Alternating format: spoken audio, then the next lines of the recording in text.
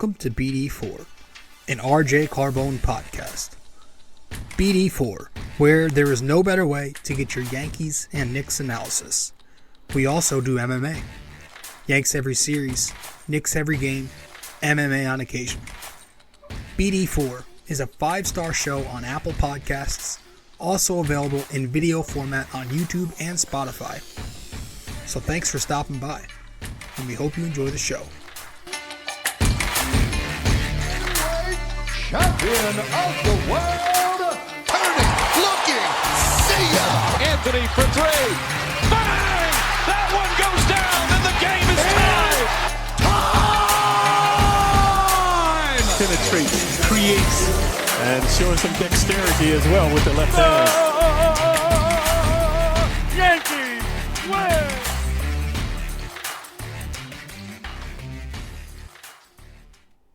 What's happening, everybody? What's going on? Episode 431 of the podcast. Welcome back. Welcome to BD4, where there's no better way to get your Yankees and Knicks analysis. We also do MMA too. Yanks every series, Knicks every game, MMA on occasion. But in this episode 431, we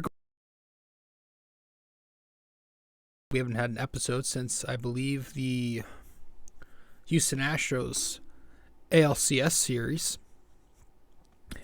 So I figured this would be an episode where we maybe rant a little bit on the press conference that happened last Friday, because we've got some things to say there. We're also just going to give a bit of an off-season outlook and do a little planning. And we're going to have a guest join us later in the show. He's been on the show a few times. This is Greg from Yankee Crazy Podcast. He has an excellent show. Go subscribe and download his episodes.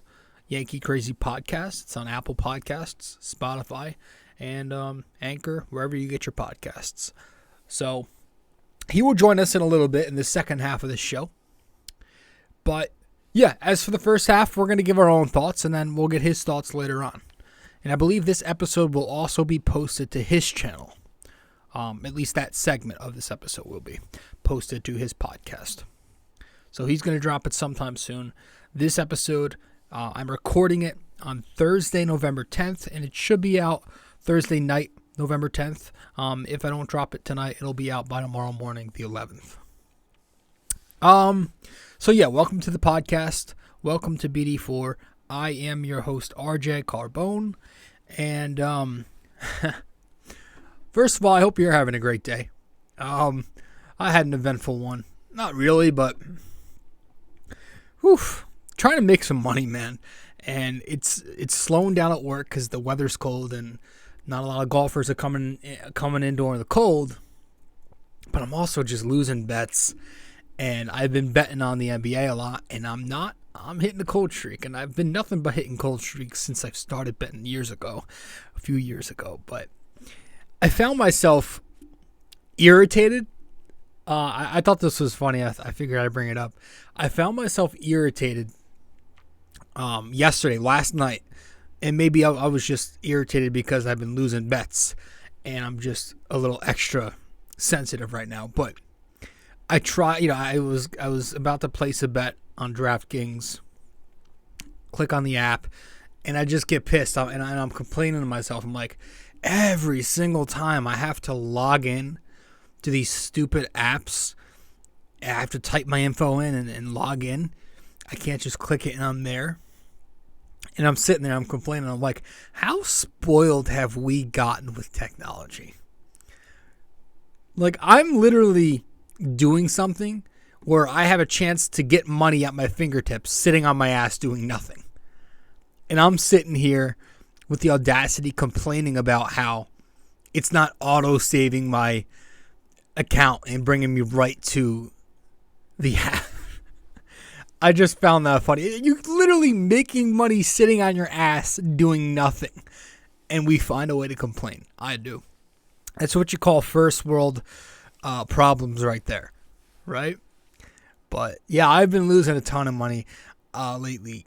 To me, right? Because I'm pretty broke. And I think I'm going to take a break for a while. And I know I said that when I returned from AC a few weeks ago, but I think I actually have to tone it down.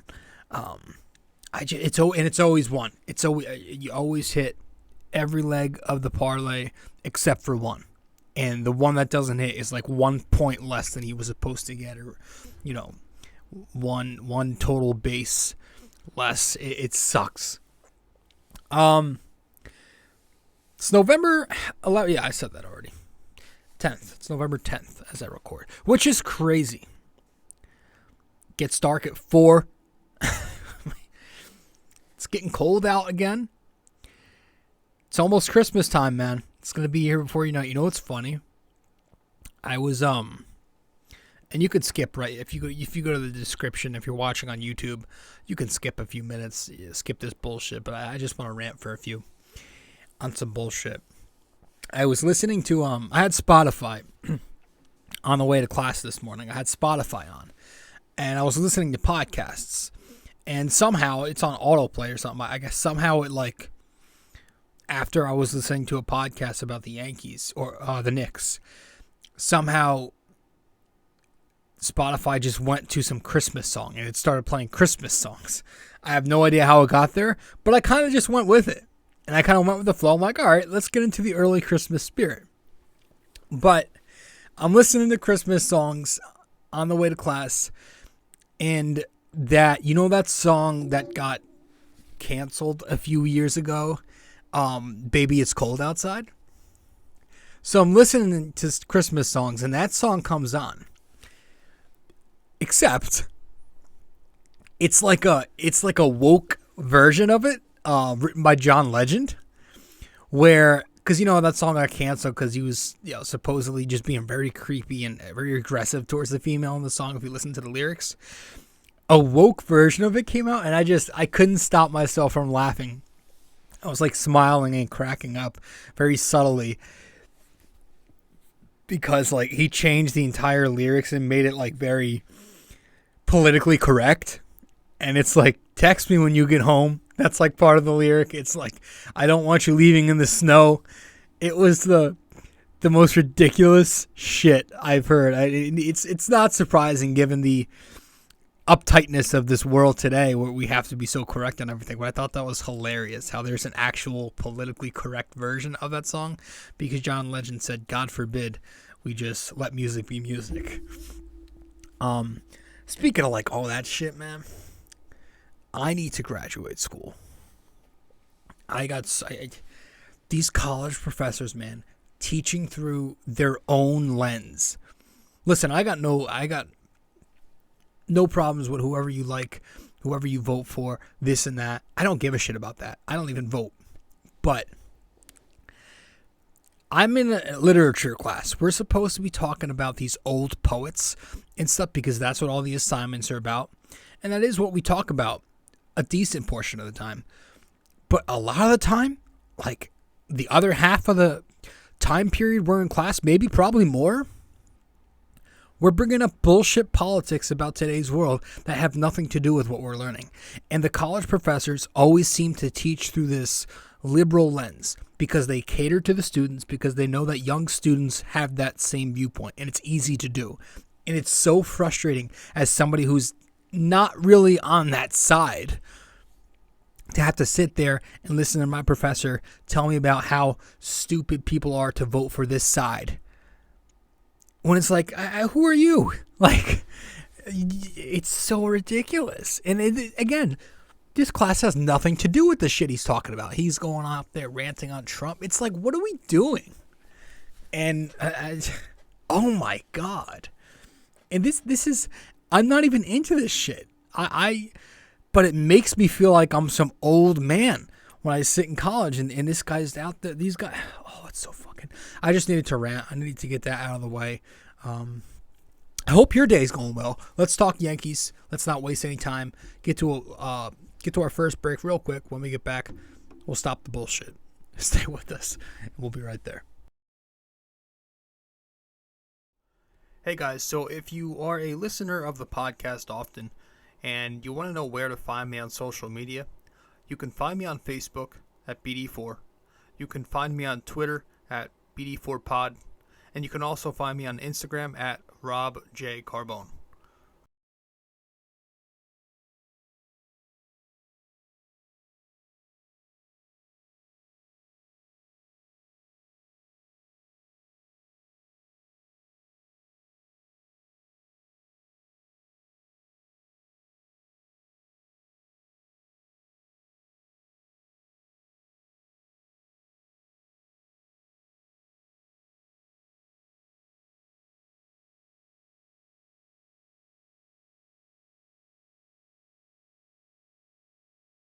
All right, sorry about that. Welcome back to the show.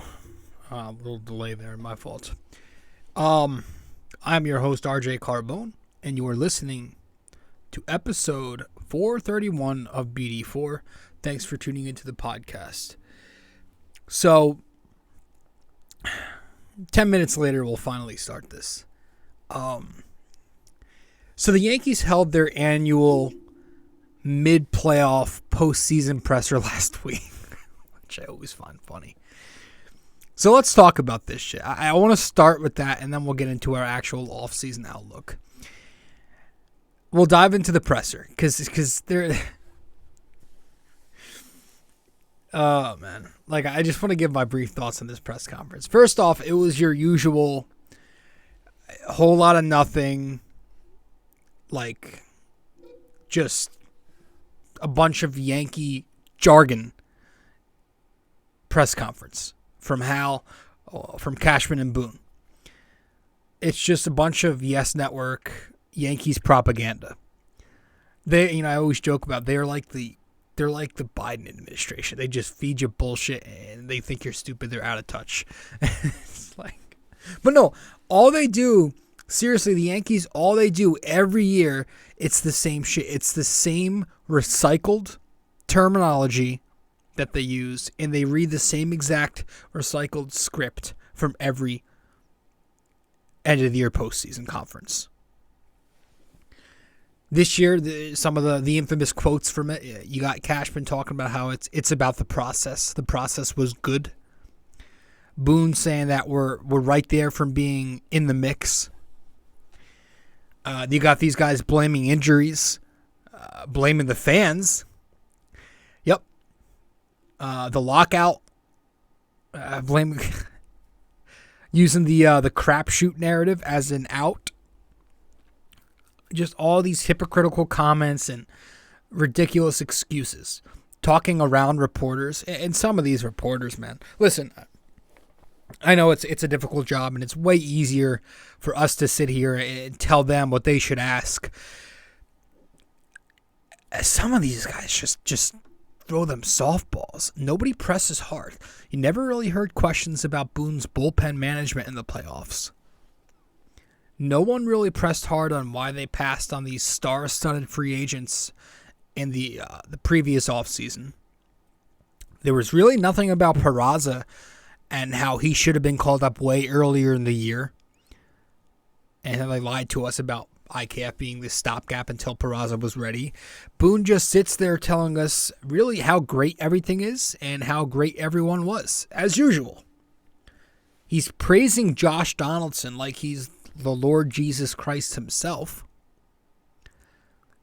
He blamed the lockout. He blamed the lockout when it came to Donaldson. He also said that Donaldson was, and I quote, searching for consistency all year. But it's like, yeah, no shit. Everybody searches for consistency. And I'll give him credit. Josh Donaldson was certainly consistent. He kept shilling his defense as if that's all you need from him as he continues to steal money from the Yankees. And he brought up another useless point of how Donaldson has been this offensive machine his entire career, as if this year was a total shock. He's 36 years old when you signed him. You guys are paying $50 million for a 36-year-old veteran who has been declining and bouncing around different teams the last couple of years because of that decline. So it was right in front of you.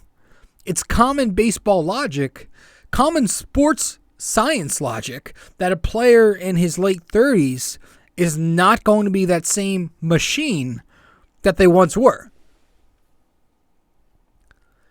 sitting there praising him, praising IKF again. Of course he has to. Talking about, like he did earlier in the year, about how great a shortstop he was. When he was the polar opposite. It's like, who do they think we are? They use their own fake metrics for something? Because none of these metrics match anything. The eye test said he was shit. And a lot of these metrics, maybe outside of defensive runs saved, I've heard, fucking tell us he's been pretty bad. And he goes and calls IKF, by and large, excellent at shortstop. And I shit you not, he said that. The in the mix comments got me, though. They were outstanding. I got to give him credit because that one made me laugh. But is that what the standard has become now? Not to be the last men standing. No. But we want to be good enough to be in the mix of things. Got it. Thanks. And you got Cashman saying how it's all about the process and not the results. That tells you all you need to know. You know, we wonder why this team is so soft, sensitive, and lack that urgency. Look at who's leading the way. Look at how they think. Look at their competitive edge. And then look at Yankee regimes of the past, their competitive edge. There was an excellent clip that Joe's McFly posted on his social media about George Steinbrenner talking about losing and hating to lose and being a sore sport. And he goes like, you show me a loser, you show me a good loser, and I'll show you a loser. Great, 30-second clip. Definitely check it out on his. I know it's on his Instagram, of George Steinbrenner talking about losing in some interview. It's excellent. And you think back to could you ever imagine Hal or Cashman or Boone saying stuff like that? No. And even if this whole process thing is twisting his words, and he's not saying that the results don't matter, even if that's the case, we're twisting his words. He told us the process was good. So my question to that is Brian, if you are constantly holding after the season press conferences in the middle of the postseason, how in the hell is the process any good? That's a question that should have been the exact rebuttal from the next reporter right after he said that. How is the process any good if you're constantly doing interviews in the middle of the World Series every year? We had Cashman actually tell us how and act and pretend how he doesn't know what the 3 true outcome philosophy is. The same guy who is building this roster every year around what the Ivy League nerds tell him to do. Same guy who traded for Joey Gallo. Same guy who extended Aaron Hicks to a 7-year deal. 3 true outcome type players. Batting judge leadoff, really? You're a general manager in baseball in 2022. Don't play dumb. Don't bullshit us like we're dumb. And tell us you don't know the exact philosophy that you guys use. And Cashman sits there all the time spewing nonsense about crapshoot. The postseason's a crapshoot. And that's exactly why nothing will change. Because the Yankees, they think nothing is wrong. They think that it's just some bad luck. That everything is luck. Right? Their definition of success, the Yankees now, is reaching the postseason, and from there it's in the baseball god's hands. So they'll not overspend and make these long-term deals as much as they used to, and they'll just make little tweaks and small fixes and be cost-effective. Because at some point, it just comes down to rolling a dice. When that's consistently being proven wrong each year recently. Just look at who's been winning the World Series. Going back to 2015, the Royals. Then you had the Cubs. Then it was the Astros, the Red Sox, the Nationals, the Dodgers, the Braves, and now the Astros again. So that's 6 of the 8 most recent championship teams that I just listed finished their regular season with a top 3 record in their respective league.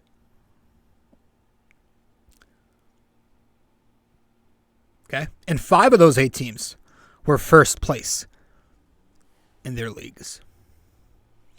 That's not really a crapshoot. The best teams winning is not a crapshoot. And it's scary. That's very scary that they believe that, truly believe that. And even if you, as a baseball fan, think that's true, that the postseason's a crapshoot, that should not be the mentality of a general manager and a manager. You know, especially a general manager of the New York 27-time World Series champion Yankees at that. So what does that say? If they think they're truly doing nothing wrong and that it's just been injuries and bad luck, then what the hell is it actually going to take for this duo of loser cowards to lose their job as the landscapers start blowing leaves and mowing the lawn? Give me 1 second. Let me close these windows. Hopefully that helps. Where were we? What does that say? Like, what's it going to take for people to actually start losing their jobs? Missing the playoffs? Missing the playoffs multiple times in a row? We're total sheep. Total sheep. Any of us who actually believe change was going to happen this time around. I fell into it for a bit. No, it should. It should happen. I mean, these guys got taken to 5 games. 5 games in the American League Division Series by a team with the payroll good enough for a Kit Kat. A team who got canceled by the pronoun people took the Yankees to 5 games. And then, after limping out of that series, they get bitched once again for what's the 4th time since 2015 by the Houston Astros in a 4-game sweep, the latter 2 games being on your own turf. I don't know, man. I don't know. It just seems like Hal is very comfortable in his yacht, doesn't want to do much work on the team, so he's just going to keep it as it is. And Cashman is obviously very tight with the Steinbrenner family. I mean, the guy is technically currently a free agent, and he was just answering questions last Friday night. So that tells you all you need to know, that they have a deal already in the bag for Cashman. They've already worked it out behind closed doors, and that's probably going to come out in the next couple days if they have a deal. These guys contradict themselves so much, though. I saw a tweet by a good Yankee fellow, Neil Keefe. And he basically said that 1 year ago, Boone brought up how the league closed the gap on the Yankees. And I remember that. Today, Cashman said the Yankees can close the gap on Houston. Good to know the Yankees are on the same page. I mean, yeah. And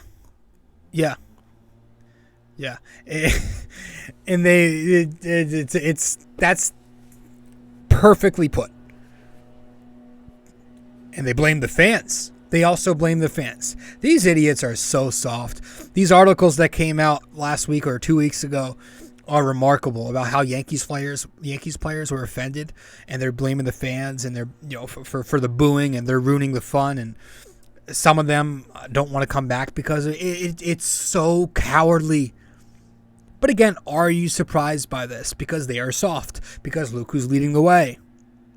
And of course, it's been trending on social media as well, that tweet from the Yankees earlier in the year from their page. No excuses, no moral victories, no narratives or storylines. Talk is cheap. They actually put that out there and then had the audacity to contradict it 1,000% in these interviews.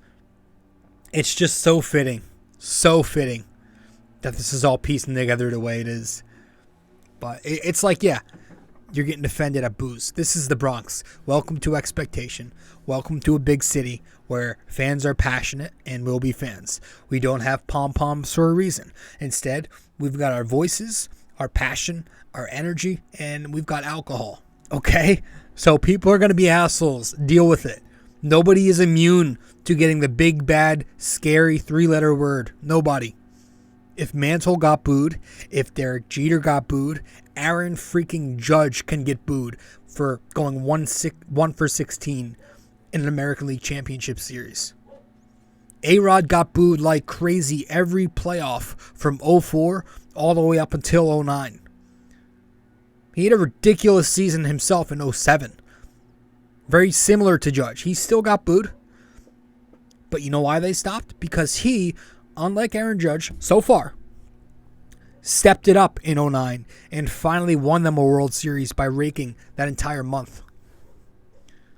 So why the tears? Why the crying? Spoiled what? How? It's been 13 years for the Yankees. That's a long time for a lot of other teams too. The Cardinals, the Giants, the Royals, the Cubs, the Astros, the Red Sox, the Braves, the Dodgers, the Nationals, and the Astros again have won a World Series since the Yankees have last been back. Tampa has been back to the World Series since we have. The Mets have been back to a World Series since we have. The Rangers, the Indians, the Tigers, and the Phillies. Let's not act like the Yankees have been shitting out pennants left and right. You really want us to just sit back, clap our hands, and say, get them next time? Like a bunch of good boys? Newsflash, not going to happen, because this is sports, and sports are competitive. The idea in any sports league, professional, amateur, team sports, individual sports, any kind of sport, whatever, the idea is always to be the last one standing. That is the point of sport. Of competing in any kind of event. That's the point. To be the winner. Now consider, this is the Yankees, and they spend $250 million on this team every summer. You're going to have expectations. If I were to guess who the players were that complained, I wouldn't put Judge there. Judge knows he's a smart dude. I want to say it's Glaber and Hicks. Definitely those are the two who come to mind. Hicks is the same guy who sat out a game for mental reasons, for mental rest. And Glaber has always been a guy who's been emotional. Right? You can see it affects his play. I want to say it's Glaber and Hicks. That article. Yeah. We're going to take another break, come back, and we'll talk about what we would do in the offseason, which is a completely different idea than what the Yankees will probably do. Stay with us. Be right back. BD4 is located on many different platforms. You can listen to the podcast on Apple Podcasts, and if you do there, be sure to give us a 5-star rating and review. You can listen to it on Spotify, but you can also watch the podcast on both Spotify and YouTube. BD4 is available on many other platforms as well. All you got to do is search it up. Apple Podcasts, Spotify, YouTube, and much more.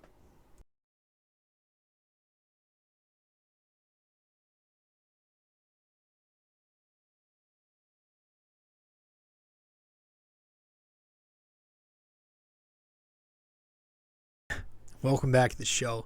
Episode 431. I'm your host, RJ Carbone. Thanks for tuning into the podcast.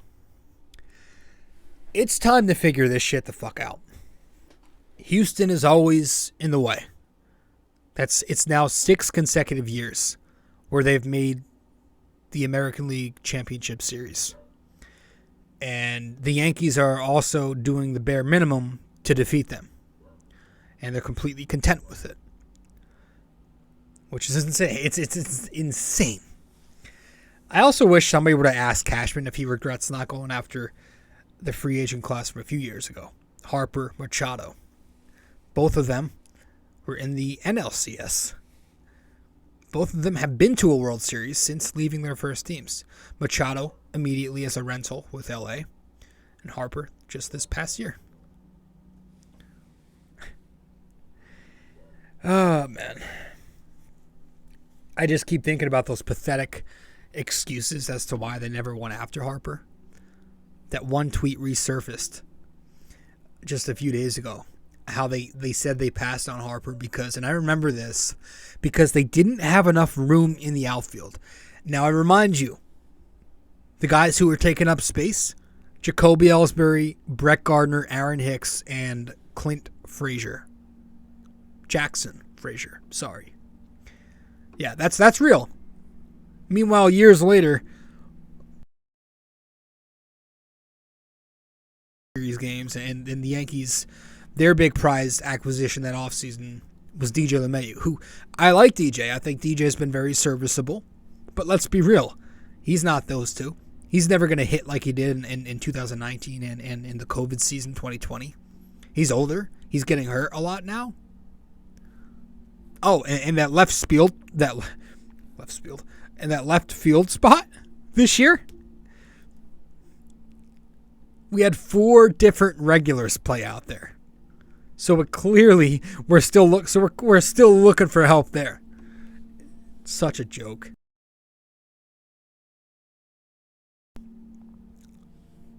You can sign free agents, but you don't want to lose draft picks. So you don't sign free agents. You don't do it because you make up these excuses about you don't have the money. You don't want to pay the luxury tax. You manipulate service time on all these prospects. You're talking about how lanes are important. Lanes. That's why you're not calling up guys. You can't trade for a star because of these prospects. All these excuses. You can't sign a star because you're waiting on prospects. There's a perfect tweet that was talking about that. I forget who it was. I think it was Michigan Yankees. I may be totally off there. But, yeah, it's just like, yeah, they're going to come up with every excuse in the book. Everything just so they can never be wrong. So I don't even know if it's just them being completely out of touch. I just think they're stubborn. They're going to weave. They're going to bob and dodge. It's so childish. It's embarrassing. I get secondhand embarrassment for them. So that's why when we do our roster here in a few minutes, I'm not going to include guys like Trey Turner, like DeGrom, like Verlander, because I know damn well the Yankees won't even bother going after Trey Turner. Cashman will tell you that they did their due diligence, right? Which means he'll probably wake up one morning, he'll text Trey's agent, and hey, is Trey still available? His agent will answer back, yes. And Cashman will say, okay, thanks. And that will be the end of it. That's Cashman doing his due diligence. And how crazy is that we already know how that's probably going to go, right? We used to do the opposite. We used to know. It used to be pretty much a lock that the next star was going to be here after you get eliminated early. It used to be a lock. But that's not the way we do it now, is it? Not the way we do it now. The Yankees and their $7 billion now on Forbes? They're going to sit there and they're going to cry poor. And they might let Judge walk to the Giants because the Yankees didn't want to pay him an extra $1 million or give him the extra year. But they won't make any big superstar moves outside of Judge if they do. They're going to sell you every single prospect they have. They're going to sell you that they're going to work. Baby Bombers 2.0, because Torres, Sanchez, Bird, and the Severino core, that worked great, didn't it? Injuries, underachievement, busts, and all 3. That worked so good, Baby Bombers. So they're going to try this whole shtick again with Volpe, Peraza, and whoever the fuck else they want to hype up. I'm not saying they're going to be bad, but I'm just saying you can't try and sell this fan base that and not make the big moves. And then on top of that, you can't say that shit and then just completely contradict it by manipulating service time and not calling guys up right away.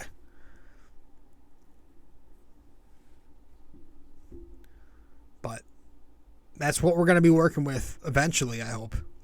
So let's talk about what they should do given their parameters this offseason. We're going to go around the diamond. List each guy I want starting at each position and stuff. And explain why. Real briefly. I don't want to go too long because, again, we're going to have a guest join us, Greg, in the second half of this show. But I think behind the dish, we'll start there. I want a 60-40 platoon. You could have Trevino start, but I want backing him up one of Austin Wells or Ben Rortvedt. I want Higashioka gone. I want some new faces in there. And I want some youth in there. And those two guys are very young. If Wells switches positions like he's expected to, then maybe call him up and have him back up whatever position he's switching to, and have Rortvedt be the backup catcher. But I don't want Higashioka back. Get some new blood. At first base, I'm bringing back Rizzo. I know he just opted out, but that was expected. I want to keep that camaraderie. I think he's great in the dugout, first off. But he's also just an excellent first baseman. He's a lefty bat with power, contact, and he hits in the postseason. That's all that matters. Second base. Again, I would go Trey Turner here. But we're going in-house, and we're going with Anthony Volpe. Gleyber Torres can go. I think we need to scrap it, get new faces. Too many lulls, too many mental lapses. The good comes with way too many bad. And we're going to go youth, and we're going to go Volpe. I hear that Volpe makes good contact, and he's got developing power. I'm going Peraza at shortstop. Again, youth. IKF was a disaster. Peraza is probably their best shortstop in the system. Hopefully, I think he's a pretty decent contact hitter, and he's got some pop too. I'm going Cabrera at third base. Now, they're probably not going to go 3 prospects starting next year. I know that, but this is me. I would go Cabrera at third because Donaldson's got to go. You need youth. You get defense. You get a switch hitting bat, and you get some versatility. I was also thinking, because again, they're not getting Turner, that Brandon Drury is a decent option at third base. He's a free agent, and he'd be a solid option. But in the end, I do want youth. I want athleticism, so I'm going Oswaldo at third base. Now, he can rotate in and out with DJ. DJ can still get regular at-bats like he did coming off the bench. But yeah, I'm going Oswaldo at third on opening day. Left field, I'm bringing back Andrew Benintendi on a 3 or 4 year deal. I think you re-sign the man. He's a lefty. He's got some pop. He plays great defense, has speed, and again, contact. He's like a mini Johnny Damon. Center field, I'm going Harry Bader. He's not Hicks, first and foremost. He's just an energizer out there. He looks and acts like a true Yankee. He plays defense and maybe gives you a little offense in there. And remember, follow my rule, he hit in the playoffs. My rule, bearing some expectations, is if you have a resume of hitting in the playoffs or did so this past year or relatively recently, you are welcome back. One of the exceptions being Aaron Judge. But you got to find a way to re-sign Aaron Judge and just hope that eventually, someday, hopefully soon, he can clutch up, grow some balls, and not choke in the most important month of the season. So I am bringing back Aaron Judge. I'm going to say it's going to take like 300 over 8, which is about 37 and a half a year, I think. Probably something in that ballpark, maybe more. Maybe more years, maybe more money, maybe both. But I'm going to try to bring Judge back. You're the Yankees. You got the most money in the world. You got to go do it. Stanton's going to be my DH because you still need power on this team. He and Judge are a great, powerful dynamic. I know he's on a bad contract, so he's not going to be able to be moved anyway. And I do want him here because, again, my rule, he produces in the postseason. He was okay in 2019. He raked in 2020. He had 3 hits in the wild card game 2021. And this past postseason, he had 7 RBIs and a few extra base hits. So he's coming back. And on the bench, I don't know what I'm doing with the bench yet. IKF will be a decent contact bat, utility guy off the bench. Again, DJ, you can rotate him in and out with Cabrera and other guys. Whichever catcher is not playing that day will be on the bench. And maybe see if you could sign a left-handed power bat to replace Carpenter or trade for one. Maybe Jock Peterson, maybe Vogelbach. I don't know. But you do need some pop off the pine. Maybe I think Peterson will be a decent option to come. So that's the position players. Those are the guys I want playing around the diamond. If we go to the rotation, I think it's more straightforward. I think you're bringing Cole back, Cortez back, Severino. Those are the obvious. Then it could be up in the air for the final spots. I think the Yankees are expecting Montes to be back. I think they're hoping his shoulder is going to be healthy for 2023. So he's probably going to be slotted in there. Tyone, I wouldn't mind re-signing. I wouldn't hate it. He was okay. There's also the option of going with Carlos Rodon. You know, losing Jordan Montgomery, that big lefty. You could replace him there with Rodon. He's 30 years old. He's still fairly young. He's like a 6'3", 200-and-something pound lefty. But the rest of free agency, you know, with the exception of Verlander and DeGrom, is not too intriguing outside of those guys. So, and the Yankee, high-end pitching prospects in their system are all gone, thanks to Cashman making that deal for Montas. So you hope that Montas can actually live up to expectation this time. The bullpen is probably going to be more of the same, with the exception of a few guys I'm letting go. King will be there. Peralta I want back. Holmes, I think, showed himself in the postseason. Lasagna was great the entire second half. Litke is a serviceable lefty to come out the pen. Marinaccio, Lou Trevino, I wouldn't mind bringing back. Maybe Luis Carter. I think he's best out the pen. Domingo, Schmidt, come out the pen, maybe give you some spot starts here and there. Maybe trade Glaber for a reliever, But still, that leaves us departing with a lot of guys.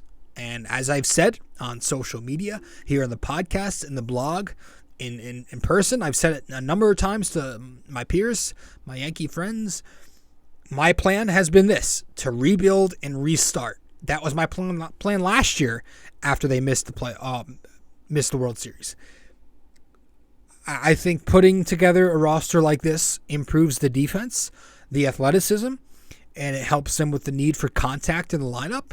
And it also, most importantly, again, it gets them younger again. So I'm departing with Glaber. Tyone can walk. Chapman can walk. Donaldson, you got to eat that contract or try to move him. Same with Hicks. Marwan Gonzalez is gone. Higashioka's done. Carpenter, thank you for your service. It was fun, but I do believe in flukes. Chad Green can walk. They might re-sign him. Whatever. Miguel Castro, I would let go. Not a fan of him. And Britton can walk. So that's 11 guys that I'm letting go. 9 of those 11 guys are going to be 30 years old or older by next year. And 4 of them are going to be 35 years old or older by next year. So getting rid of the old guys, and we're welcoming in the younger unit. 6 guys I want next year getting a full season here. And all of them are under 30 years old. 4 of them are going to be 25 or under. So I want a full year of Benintendi. It'll be his age 28-29 season. I want a full year of Bader in center. It's also going to be his age 28-29 season. Cabrera will be 24. Peraza will be 22-23. Volpe will be 22. And Austin Wells will be 23-24. But if they go Rortvedt, he'll be 25 most of the year. So a lot of youth. I think it's a better team. This suggested roster right there, I think it's a better one than this year, on paper at least. I still don't know that it wins them a World Series, but I think it gives them a better shot. And their GM put them in this position to where they can't really fix the team in one offseason. That's Cashman's fault. That's on his hands. That's his blood right there. But that should still be the goal, is to chase a championship. And they're going to have to address some things. So that's what I would do inside the Yankee small market parameters. But with that all said, I think we'll wrap it up here. And we'll get to our question of the day. And from there, we'll get to the second half of this episode with Greg from Yankee Crazy Podcast and I.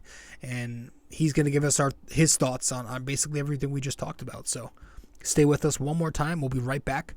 Get to the trivia, and then we'll get into the episode with Greg. We also have a website now for BD4. If you go to BD4blog.com, you can find the blog, the podcast links, and also where to find me on social media. Just go to BD4blog.com. Studio 69 Productions is a podcast production agency created by Leo Rodriguez to allow content creators to market their podcast. It's an online platform that will market your podcast or any other project that you're working on. Get in touch with Leo Rodriguez from Studio 69 Productions. You can find Studio 69 Productions on Instagram at Studio69NJ. Studio 69 Productions, where dreams are heard and born.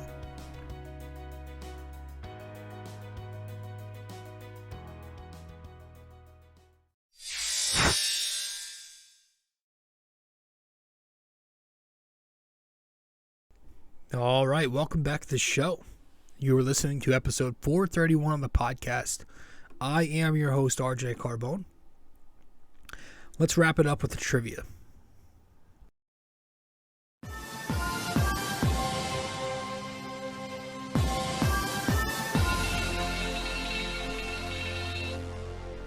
All right. So, for this episode, our NYY-NYK-MMA question of the day for episode 431 is, in 2002, which Yankee just missed joining the 40-40 club by one home run? In 2002, which Yankee just missed joining the 40-40 club by one home run? So let me know what the answer is wherever you can reach me. If you get the answer correct, I'll give you a shout out on the next episode. If you don't get it correct, but you attempt to guess the answer, I'll let you know what the answer is. I'll DM you after the next show. But one last time, in 2002, which Yankee just missed joining the 40-40 club by one home run? Now, if you don't know what 40-40 club is, that's the 40 home runs, 40 stolen bases club in one season. Which Yankee did that? Almost did that in 2002. All right, guys, thanks. Let's get to the second half of the show. Greg from Yankee Crazy Podcast and I will be talking about the, probably react to the presser a little bit.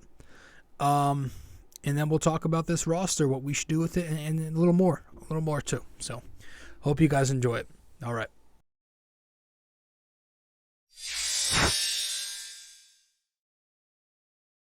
Yeah, dude, it's like it gets dark around 4:30. Oh yeah.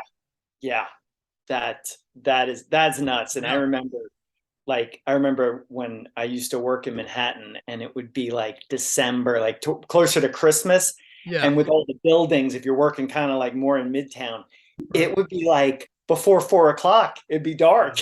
Yeah, it's crazy. Yeah. Insane. It is. Is it how is it with work? Is it slowing down with the weather and everything?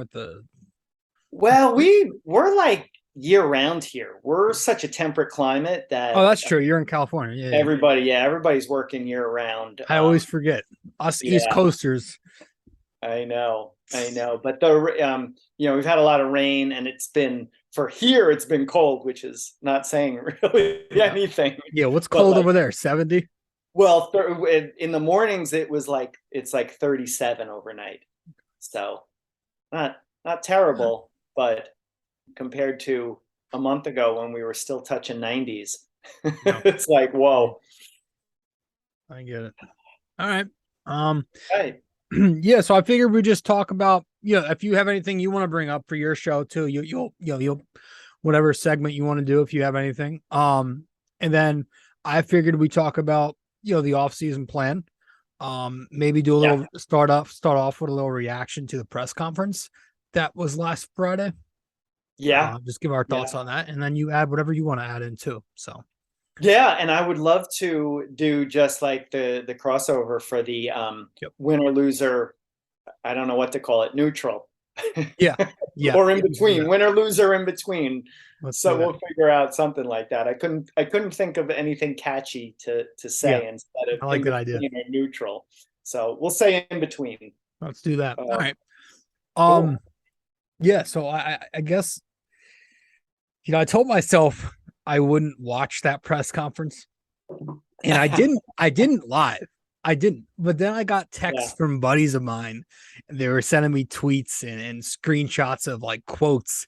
And I'm like, all right, I got to check out what these clowns got to say. And I bought into it and I watched it, and, unshockingly, it made me angry. To me, it's just like, why do you gotta pretend that we're stupid? It's the same recycled script, Yeah. propaganda, Mm-hmm. Yankee jargon is what I call it. Yeah, it is, and it's like you said, they're just retreading the same things. At least Boone didn't have his famous quote of last year saying the league has finally caught up. Yeah. Everybody knows that the league Yankees got to catch up. That was the crazy part of that one. So at least he didn't say that. And I'm trying to think of some of the other things that Cashman said in that, but it's basically a retread of every year, and trying to like highlight some guys and be like, oh, they're fine, they're great, maybe the offense wasn't there, but they're still a great offensive player, like Josh Donaldson, they said, or IKF, they want to point to their certain metrics that not anybody else really Do they make up in. their own metrics, man? It's like that's the thing. They're like, what can we do to get him to look good defensively? Make up our own stuff. yeah. I'm glad you brought that up, because the way that Aaron Boone was talking about those two guys, Donaldson, like he blamed the lockout for Donaldson getting off to a slow start. And then he was telling us that he's been searching for consistency all year. It's like, well, yeah, so has everybody else. But and Donaldson was consistent, all right. Okay. He was just, and then he kept talking about his defense, like his defense makes up for everything else. And right. It's just they're never gonna be wrong. They're always gonna have an answer for something. Yeah. They will never. Yeah. They're too stubborn to say, yeah, we probably should have done this or that. And that, again, that's what frustrates me.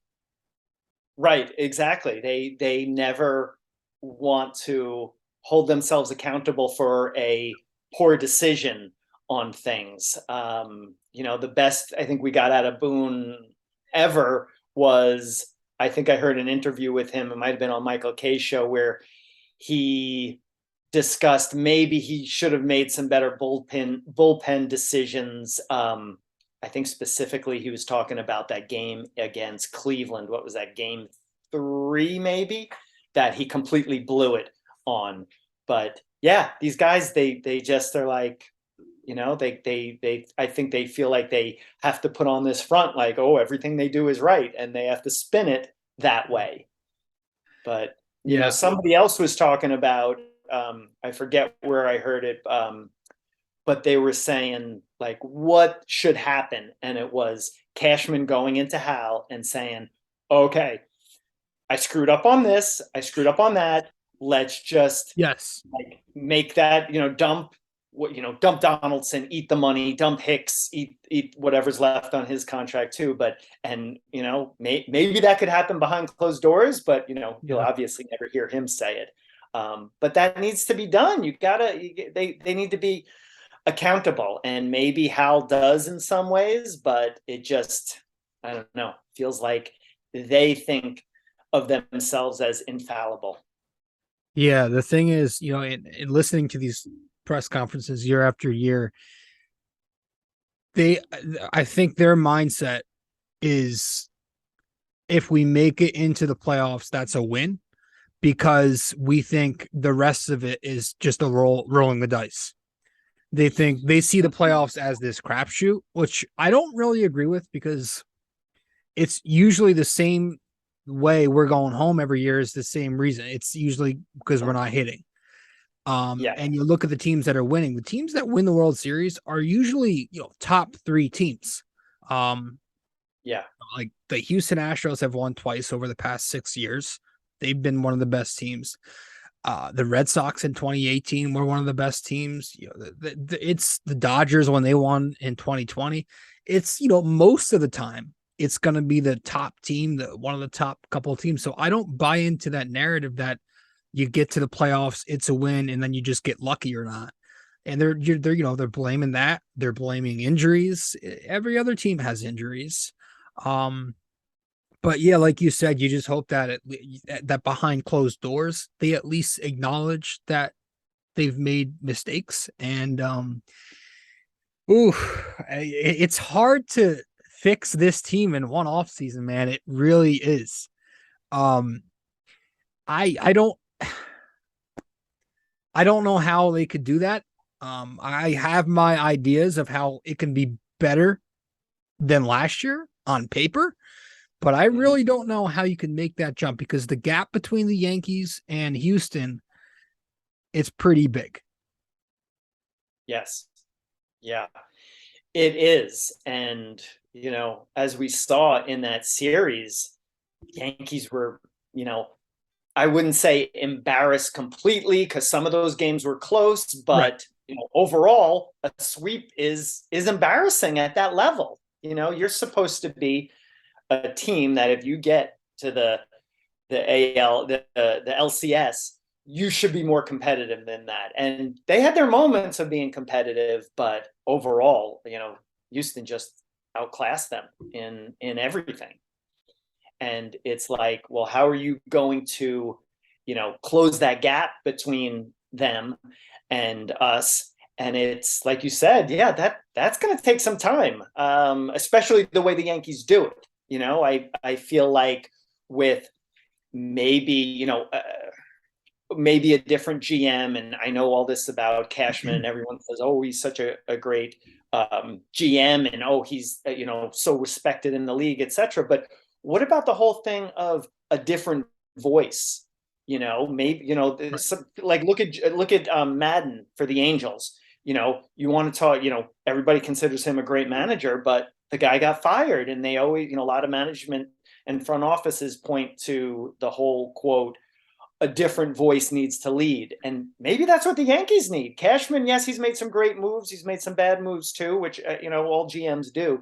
But, maybe they need a different voice and someone who's going to take the team in a different direction. So, yeah, you want to say he's great and all that, but everybody needs to be accountable. And he's going on we're going into the 14th season of trying to get to a World Series appearance. Yes. So, and that's a good point, because moving on for Cashman, it doesn't have to mean that he's bad. It doesn't have to mean that he's, this awful GM. He's going to be in the Hall of Fame probably someday for GMs. Sometimes people overstay their welcome, and there's an expiration date on everything. And I think it's a reasonable opinion to believe that Cashman should probably not be welcomed back, because again, if it's the same one problem every year for the last 13 years, basically, as the reason the Yankees are going home, that's on the GM. It's one problem that's not been fixed year after year. And it's gotten worse, honestly, because they go with this same philosophy that you hit home runs, you'll walk, you'll get to the World Series. And you strike out a lot. It's the same, strikeouts don't matter mentality. So yeah, I agree. He really should be gone. But obviously, the guy's technically a free agent right now, and he just held a press conference for the Yankees. So that tells you he's probably got a deal behind closed doors already with Hal. Exactly. So yeah, he'll be back, and Aaron Boone will be back, and they're gonna run it back. I expect tweaks and little stopgap fixes again, and it might be the same story. However, we're here and we're going to play GM for the night. Yes. And so I figured this is what, we'll do our little winner, loser, and neutral thing here. So we'll go around the diamond and we'll talk about each Yankee and winner, loser, neutral, and the ones that you want to get rid of, we get rid of, and we'll replace with a player that you want to put in there too. So if you want to start a catcher, and I guess we'll work our way around that way, we can do that. Yeah. All right. Let's do that. Let's You start off with Jose Trevino, winner, loser, or neutral. Winner, winner. I love Trevino. Yeah. I think that's an easy one. He won the Gold Glove award at catcher. He is a finalist for is it the Hank Aaron Award? It's like the One of uh those. He used the Gold Glove, or and he was Roberto Clemente, the Roberto Clemente. Clemente Yes. Award, something like that. That kind of is like like a good guy. And I just think he's a winner. I think maybe he got a little tired this year playing so much compared to what he did in the past. So he, kind of slumped a little bit at the end, but I love him. I think he's a winner. Keep him. Yeah, he's got great character, which is why he won that award. And the bat's going to give you, not a ton, but he makes contact, and I think that's very important in this lineup. But he's just not only a great catcher athletically and physically, but he's a good game caller. He works really good with the pitchers. He's got a great chemistry with them, and he's a big reason this starting rotation and the bullpen was as strong as they were for the majority of the season. So I'm saying that I agree. I think Jose Trevino is a winner. I am keeping him there. However, while we're on catcher, I do want to say that Kyle Higashioka, I'll put him in loser. I'm getting rid of him. He's he was serviceable for a little bit, but I think sometimes you just need some new blood, and you need some youth in there, and I think I'm ready to move on from him. I would like the Yankees got that kid Austin Wells. Maybe he could get a shot in like a 60-40 platoon with Jose Trevino. If they don't go Wells, maybe that the hologram kid can get a chance. So hologram Ben. What do you think about Kyle Higashioka in those three episodes? I like Higgy. I think he gets the participation award. Yeah. I don't want to call him a loser because you can say neutral. I guess loser is a little harsh. Yeah. Let's go with the neutral, but I still want him out. It was Giancarlo Stanton's birthday yesterday, and I was listening.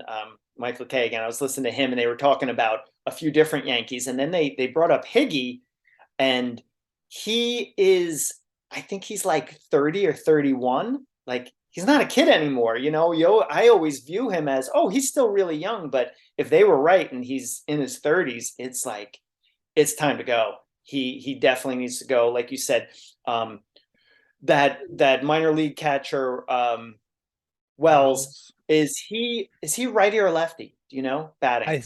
I know Rortvedt is a lefty, but I think Austin Wells is a righty. Yeah, I don't know too much about him, but if hologram Ben can come in platoon, or like you said, maybe a 60-40 split, or maybe even Trevino's doing 70-30 with him, and he's and maybe he's the platoon for a lefty bat when they need it in there, and to give Trevino some rest. I love that idea. If this guy produces, have no idea about him. We still don't know if he's a real person. Yeah, no, we don't even know. Yeah. Yeah. But I'd love to see what happens with him. And then this guy Wells, is he the next guy to step up? I guess we'll see what happens in spring training. But I do like that lefty righty at the catching position moving forward into next year, as long as hologram Ben is he's supposed to be a good defensive catcher. Yes. And I think his offense is like decent. Nothing terrible. I think they're hoping that since he's a lefty, they can find some power in there. Especially Yankee Stadium, obviously. Right. Lefty bat can pop the ball up, and you got a good chance of getting out. Right. First base. I'm bringing my winner back. He's a winner, Anthony Rizzo. Yes. And he's a winner for one simple reason: the guy produced in the playoffs. Yeah. So I'm bringing him back because of that. He's an excellent first baseman. Lefty. He's got power. He's got contact skills, and he's just a great veteran leader in that clubhouse. He's got a great camaraderie with the guys. We've talked about this before, how he and Judge are very tight. So if we go to first base, I'm keeping Anthony Rizzo because I think he's a winner. Yeah, absolutely. Rizzo winner. World Series, only guy on their roster potentially, well, at least last season, and hopefully next year he's back with a World Series ring. So right off the bat, that is a winner. And like you said, produced in the playoffs and, slugged, 32 home runs, which was great. And, the other thing is he's still relatively young. He's a veteran, but he's only 31, 32, something like that. Yeah, he can't be older than that. I know he's probably 32. So bring him back, bring him back, do another 2-year deal. It's interesting. I guess he wanted that opt out in it. And I guess he was smart to have that opt out because he had a productive season and he can get more than the 16 million that he was going to get in 2023. Yankees, who knows what, maybe they sign him at 20 and he gets a $4 million raise. That's a good raise and good reason to opt out and get that money. So yeah, definitely keeping him. Love Rizzo. Yeah, I agree. Let's go to second base. Gleyber Torres, winner, loser, neutral. I'm gonna say definitely not a winner. I'm gonna say neutral. Just because he did have a rebound of a year. However, I'm ready to move on from him. I think you got to sell high. I don't think you can make the mistake that you did with Andujar. I think with Torres, there are just too many mental lapses. And when he is not hitting, it's a long time, too many lulls for me. So I'm ready to move on from Torres. I think you get what you can at this point. Maybe a relief pitcher, but not a loser, but definitely not somebody I'm willing to keep around. I think I'm ready to move on. You still got 2 years of control on the contract, so he should be fairly easy to move. But that's where I stand with Gleyber. Yeah, Gleyber is interesting because when we were talking about doing this segment, I started kind of just going through my mind with some people, and Gleyber came up, and I was, he had a up and down season, produced really well, and I was like, well, had some good moments this season, and I'm like, I'm probably leaning towards winner, and then I started really thinking about it, and something came to me where I'm going to put him in the loser category. And this might upset some people, but here's why I'm going to say it. And there are 2 reasons why. Number one, when he was on the trading block, I guess he got all in like a mood and was like upset and blah, blah, blah. And, you got to understand, talking to him, it's a business. This is a business. You can't get your little personal feelings involved when a team is trying to make a business decision. It's not personal with this, even though he took it personally. And the other thing is, this is something that I loved when he did it, but then it hit me as a loser. Doing the cradling the baby to, I forgot his name already, on the Guardian. Naylor, yeah. I loved it when it happened. I was laughing. I took the screenshot. I probably texted it to you. I was texting it to everybody. I thought it was great. But then I thought about it and I said, you know what? That's kind of a loser mentality especially for the Yankees. Yankees are supposed to be classy, buttoned up and all that. Right. And, maybe some people don't like that, but it's like he held on to that for I don't know when he did that, like 2 games. And to do that on the field was a little bit like loserish to me. Like it was like, took the bait. You're sinking to the level that Naylor was, which I thought was ridiculous. I thought it was so stupid that he even did that. And then Gleyber was maybe not as bad, but I thought it wasn't a good look. I was like, you're the Yankees. You're supposed to be classy.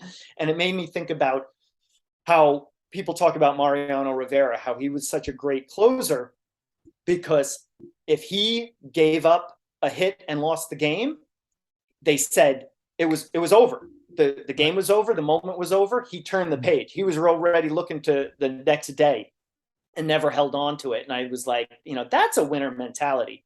What Gleyber did, the more I thought about it, the more I was like, don't like it. So, the other thing I don't like that I think no winners ever do is not hustle. And there's been too many instances where he's had like a lackadaisical run to first. And, granted, it's maybe just a grounder to shortstop, and the odds are 99% that you're going to be out, but hustle for that. I don't care. I don't want to hear it. I just don't like that. And I'm ready to move on from him. And like you said, he's got those controllable years. I think a lot of teams would like to have him because he's still young, relatively young, and has that control. So get him out. I like it, man. I like it. I agree with you. He was definitely, I've talked about this with you before. He was definitely one of the guys who complained about the booing. There's no doubt in my mind, because there was an article that a couple of Yankees were complaining about the boos they were getting. Glaber definitely was one of them. It was anonymous, but yeah. So I'm replacing him with Volpe. I think Volpe's at second. That's what I would rather do, because I want youth. I want some defense, and that's what I'm doing. But we'll go to shortstop. IKF. This is interesting because he's got a very, you're either for him or against him. Winner, loser, neutral. I'm gonna say neutral. For IKF. I think his offense was good. I like the fact that he's a contact bat. He's a perfect singles guy that you can plug him in the bottom of the order. I would like to bring him back off the bench and have Oswald Peraza start at shortstop. Just because IKF's defense at shortstop was below average, to say the least. It was very bad at times, and that's what Yankees fans really didn't like about him. And the Yankees kept running him out there they refused to switch it up, and it almost bit them in the playoffs. So I'm bringing him back as neutral, but I'm going to have him come off the bench. And I really think there's no doubt that the Yankees need to start Peraza there. So IKF is neutral. Yeah, I agree with you on that. I like IKF. I really liked him. I thought he added a different dimension to the lineup, had some nice big hits for the Yankees, and slap hitter, which you need, put the ball in play. And his average was 270s, something like that, 273 maybe, really telling that come playoff time, he gets benched and you put Peraza in there, which, and Cabrera, not a good look for the Yankees, especially with, IKF's our man. He's our man. And, I'm not sure if when they got him, I knew that he won the Gold Glove at third base. Maybe I did. Maybe I don't know. I just thought he was a shortstop coming here to play shortstop. And it's, 2 years in a row that the Yankees have put guys in at shortstop who are not shortstops, which is one of the most critical positions on the field, in my opinion. And it's like shopping through the bargain bin. Yeah. Although you didn't shop at the bargain bin because you took on Donaldson's contract, which was ridiculous. Overall, I like I said, I agree with you as a neutral, but IKF needs to be utility or switch over to third base and platoon with maybe Cabrera and DJ. That's obviously if you can get rid of Donaldson. So I do like him. And he can catch. So you got a third catcher right there, just in case. Yeah. I like Peraza at shortstop moving forward next year. The whole reason, you kept him and Volpe. So it's like, play these guys, run them out there. Look at what the Guardians did. They've got a lot of rookies. Their whole team was rookie heavy, and those guys produced. And I think you gotta see what you have out there, or get rid of them, one or the other. Make up your minds. Yeah. Look what Houston did. Houston trusted that rookie Pena, and the guy won the MVP. Yeah. Yeah. Amazing.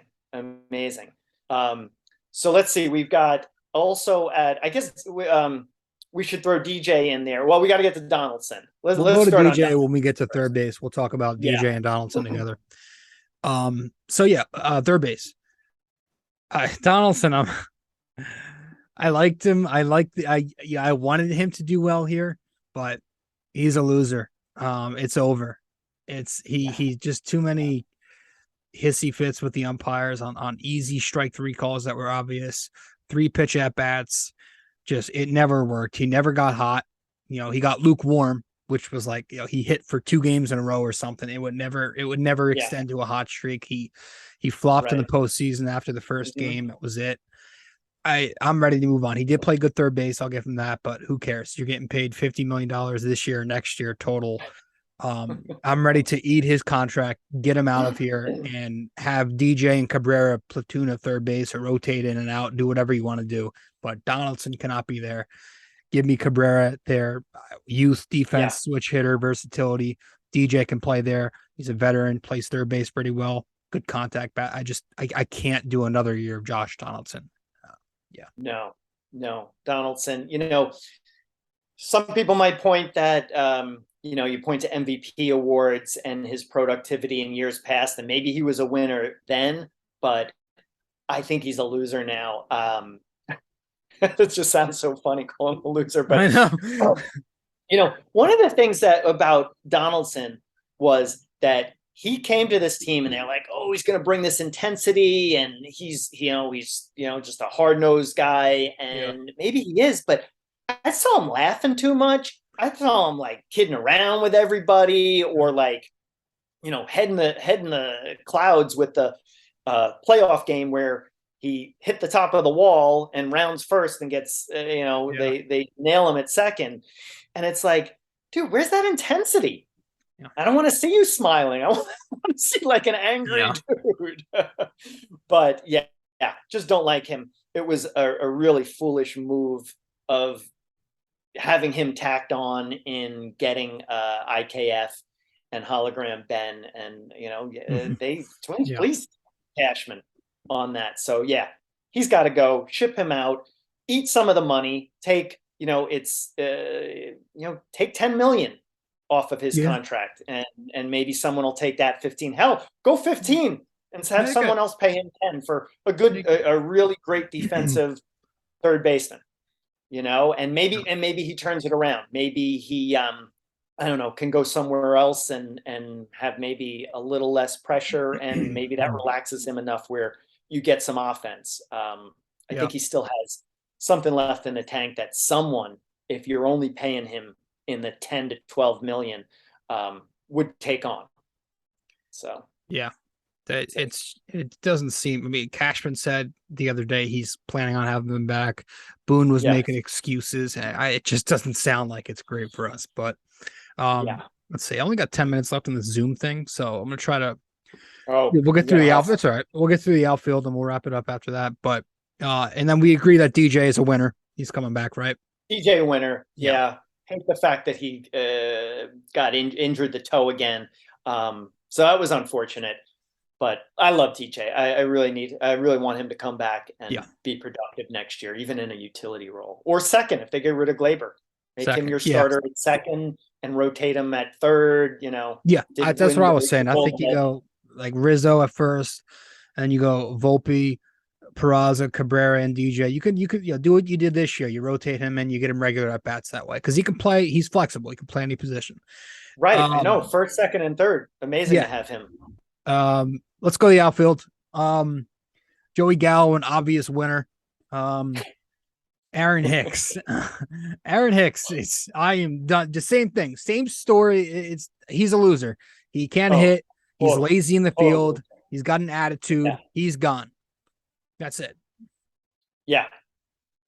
That whole, all I have is, when I think of his name, visions of him with when he missed that ball and then didn't hustle for it. He's got like his head down at the wall like this. It's like, are you kidding me?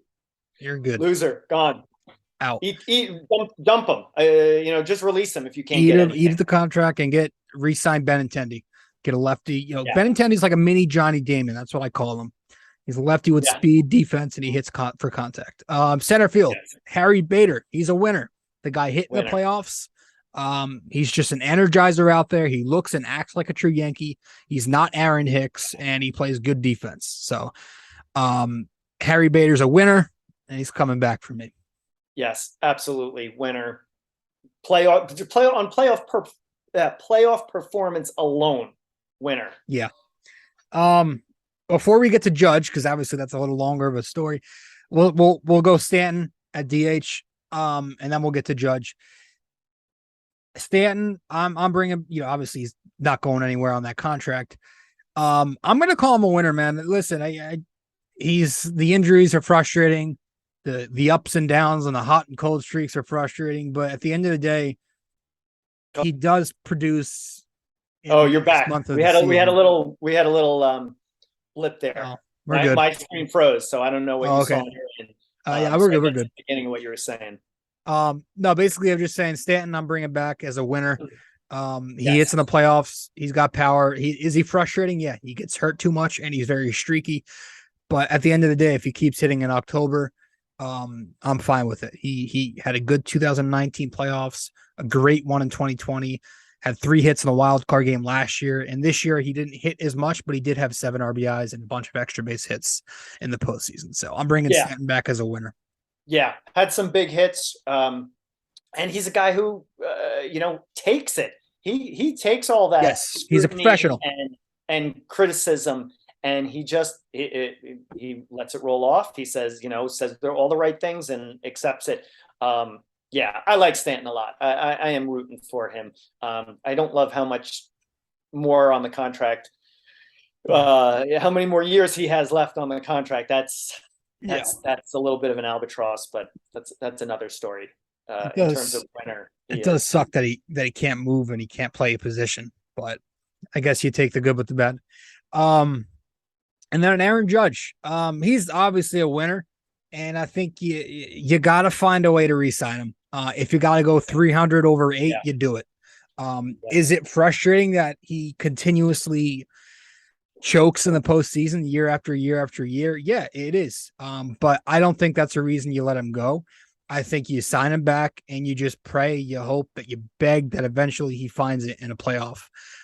So Aaron Judge, I'm bringing back. If you got to go over 300 again, you do it. If you got to give him the extra 8th year, you do it. So he's coming back. Yeah, definitely. Winner playoff performance was not fantastic this year, but look at August, like end of July, August, where he carried the team. He was carrying the team, and even carrying it meant he was the only offense. They still were not a good team at that point, but he was the only one producing. So yeah, you got to bring him back. And you, like you said, give him that extra year, and you make that money up with all the jersey sales. Yeah. All right. Are you changing? I guess I'll just ask this question in one. Are you changing anything about the rotation? Who are the 5 that you're bringing back? Are you signing any free agents? For me, I'm going Cole, Cortez, Severino. I think those are the 3 obvious. Yeah. I think the Yankees are going to bring Frankie Montas back and expect his shoulder to be healthy. So you got to ride that out. And then the 5th, I wouldn't mind bringing back Tyone. If it ain't broke, don't fix it. But I like that Carlos Rodon is a free agent, and I think it's a good replacement for Montgomery, because Rodon is also a big left-hander. He's a veteran. He's become an all-star the last 2 years. So I wouldn't mind changing it up and going with Rodon over Tyone at 5. So those are my 5. Yeah, I agree with you. Cole, even though I did not love everything that he gave during the season, he had his ups and downs, dominated against teams that he should have dominated against. Way too many home runs he gave up, but playoff performance was great. He really showed it there. So I think definitely, got to keep him. I have changed my opinion about him when I was down during the summer about him. Really like him. Nestor, obviously, love Nestor. Severino, yes, need a full year of Severino, no injuries, hopefully.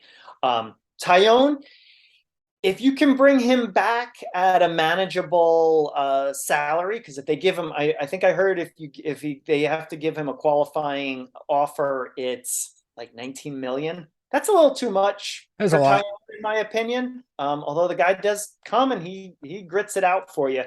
Like you said, Rodon, yeah. I'm not sure how much you'd have to sign him, and I don't even know where they are with the luxury tax, but spend Hal's money, bring him in. Yeah. That is a great rotation. Yeah, because we got Cole, Severino, Nestor, Rodon, and like you said, Montas, who I would call him a loser if we're going Yes. or neutral. Just the apathy on him during a game doesn't seem intense to me. Just was like I don't know. Just seems like a slob to me. He does look overweight. All right, man. I appreciate it. That's it. That's the offseason right there. In terms of the new guys, Cabrera, I think he's a winner. I loved what he showed. I think next year, I think he's even going to progress and be better. Peraza, we really don't know. I thought he showed that he could hit.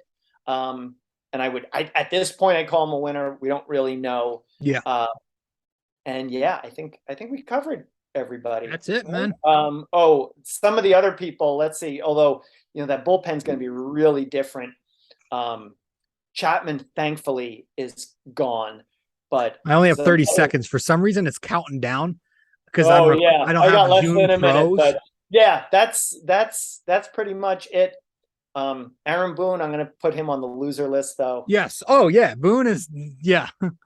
If I'm the owner, he's out. If I'm GM, he's out. But yeah, man, that's it. The Yankees. All right. That's what we would do. That's our blueprint.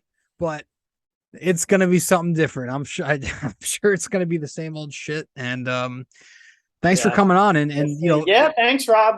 And this is gonna be on your show, Yankee Crazy Podcast. We're gonna have it on mine. Yes. Broadcast it on mine too. But thanks a lot. Yankee Crazy Podcast. You can find it on Apple Podcasts, Spotify, Anchor, and more. So thanks, man. And BD4 podcast. Yes. Thanks, man. Go find Rob on all his platforms. This episode was brought to you by Anchor.